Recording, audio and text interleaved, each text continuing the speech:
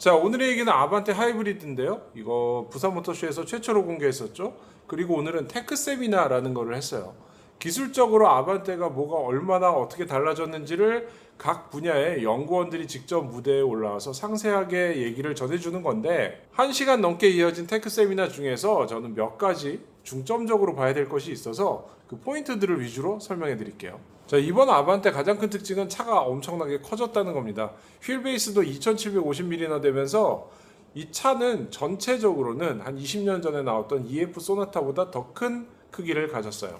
좌석도 슬리머했고요. 기존 아반떼보다 더 공간을 많이 확보하면서 실내 탑승자 거주성이 훨씬 좋아졌죠. 또 한 가지, 제가 세단을 타면 항상 불만이었던 건데 이 트렁크의 입구가 좁아요. 안으로는 깊지만 입구가 좁아서 뭔가 큰 물건들을 넣을 때 걸리거든요. 그런 것들이 좀 아쉬웠는데, 특히나 유모차나 아이들 카시트를 트렁크에 넣을 때 이게 되게 번거로웠거든요. 근데 트렁크의 입구의 폭을 더 넓혔습니다. 45mm 정도 늘리면서 트렁크 입구가 넓어졌어요. 그래서 실제로도 이 아반떼 트렁크를 보면 이거 그랜저 못지 않은데? 라는 생각이 들기도 합니다. 진짜로 재밌는 거는 그랜저의 트렁크 크기가 480리터거든요. 근데 이 아반떼 479리터입니다. 겨우 1리터 차이 나는 거예요. 아반떼의 트렁크는 그랜저만 하다, 이렇게 보면 되겠죠.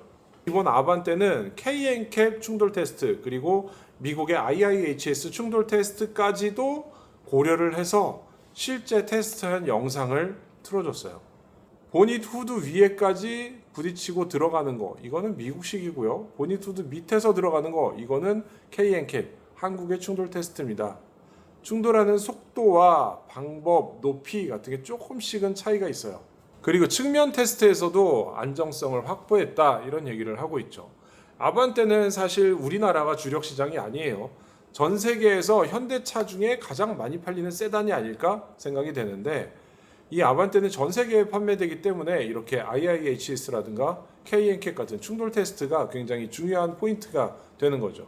이 유압 제어 리바운드 스토퍼라든가 주파수 감음형 밸브 같은 것들, 이것들은 그랜저에서 봤던 거거든요. 저희가 지금 막 시승하고 있는 이 그랜저에 들어간 그 기술들 아반떼에도 적용을 해놨습니다. 사이드 미러에 고무 실링을 해서 바람 풍절음을 줄여주는 기술 같은 게 들어가기도 했고요. 앞좌석 양쪽 유리에 이중 접합 유리를 사용하면서 실내 소음을 2.3dB 정도 저감할 수 있었다고 합니다. 2.3dB이면 꽤 큰 차이인데 이중 접합 유리가 이렇게 효과가 있는 거였어요. 자, 그 다음 디자인 얘기가 아주 재밌어요. 디자이너 분께서 직접 설명을 해주시는데 3박스 형태의 세단 형태를 고수했다고 하는 거죠. 범퍼와 범퍼 이 사이에는 뭔가 장식을 덧댔어요.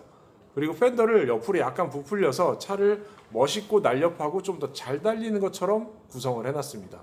그리고 이 차 앞바퀴 굴림 방식이거든요. 그러면 이 앞문짝 시작하는 지점과 타이어 사이가 좁아서 아무래도 이 FF 방식, 앞바퀴 굴림 방식들은 좀 모양이 예쁘지가 않은데, 그거를 예뻐 보이기 위해서 이 앞 도어에다가 선을 넣었어요.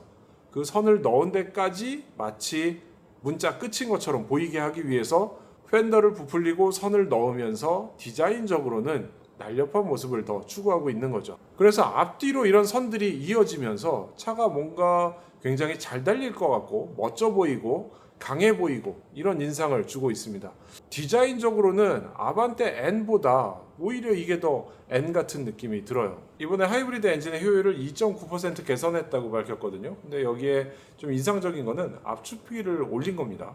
하이브리드 엔진 치고는 압축비가 꽤 높은 편이에요. 또 하나는 이 회생제동이 하이브리드에서 굉장히 중요하잖아요. 10km 이하의 저속에서까지 회생제동을 극대화해서 브레이크 사용을 줄이고 회생제동으로 정차할 수 있게 하는 이 기술이 들어갔다는 거죠.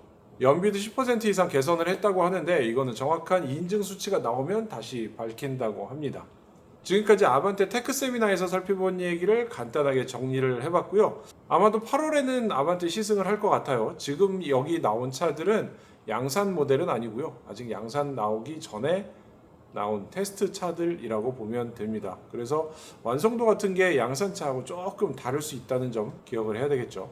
그리고 이렇게 플레오스도 들어가 있습니다. 중앙에 디스플레이는 14인치가 있고 12인치가 있고 이렇게 옵션마다 좀 다른데, 디스플레이 크기만 다른 게 아니라 제가 지난번에 저희 자동차 전문기자협회에서 들은 세미나의 내용에 따르면 14인치 디스플레이 들어가는 AP는 아마도 그랜저와 같은 것이 들어갈 것이고요. 12인치 그러니까 옵션이 좀 낮은 사양에 들어가는 디스플레이가 들어간 모델 여기에는 조금 다른 사양의 AP가 들어갈 거라고 하네요.